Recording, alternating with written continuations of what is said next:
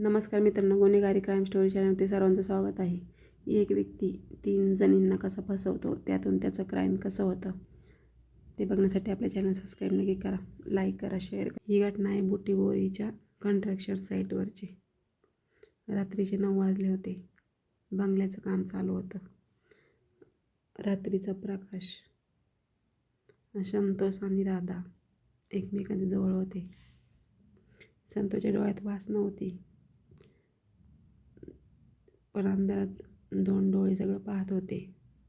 संतोष, वय 32, मजबूत बांधा आणि गोड बोलणं. गोड बोलण्यामुळे तो तिघींना फसवतो. तर तो सुपरवायझर होता. 3 महिला तिथे काम करायच्या त्याच्या हाताखाली. तर एकीचं नाव होतं राधा 25, एकीचं नाव लता 28. लता ही आई होती आणि मनीषा वय 30. तिघींना तो फसवतो, कारण ते गरीब असतात, तिथे काम करत असतात. तिघींना संतोष तो आपल्या जाळ्यात फसवतो.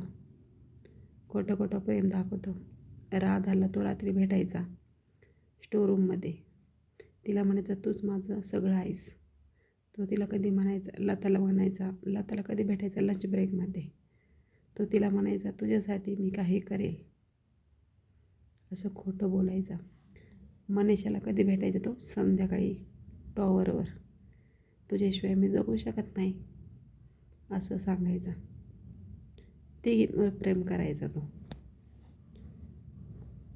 राधाशी त्याचं प्रेम खोटं होतं. ती त्याच्या बोलण्याला भुलली, कारण तो गोड गोड बोलून तिघींना त्याने फसवलं होतं. मनीषाला पण फसवलं होतं. संतोष काय करायचा, रात्रीच्या अंधारात तिघींसोबत शारीरिक संबंध ठेवायचा. साईटवर खोली होती तिथे, पण त्याचं खरं मतलब फक्त स्वतःचं सुख होतं, कारण तो तिघींना फक्त फसवत होता. त्याचं प्रेम वगैरे काहीच नव्हतं.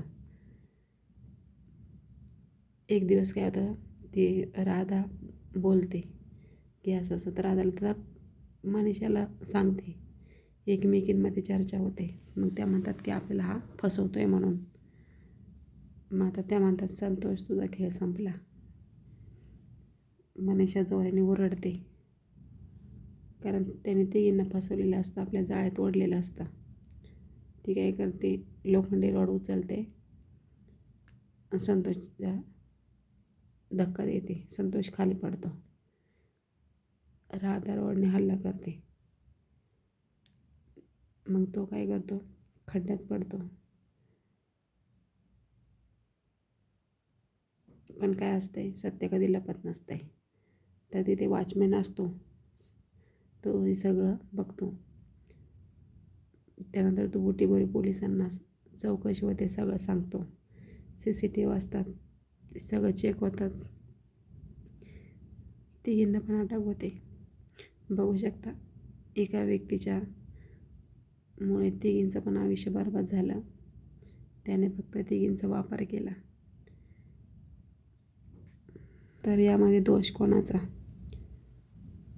तर आपल्याला कोणाला बदनाम करण्याचा हेतू नाही आहे. हेतू फक्त सत्य समोर आणायचा.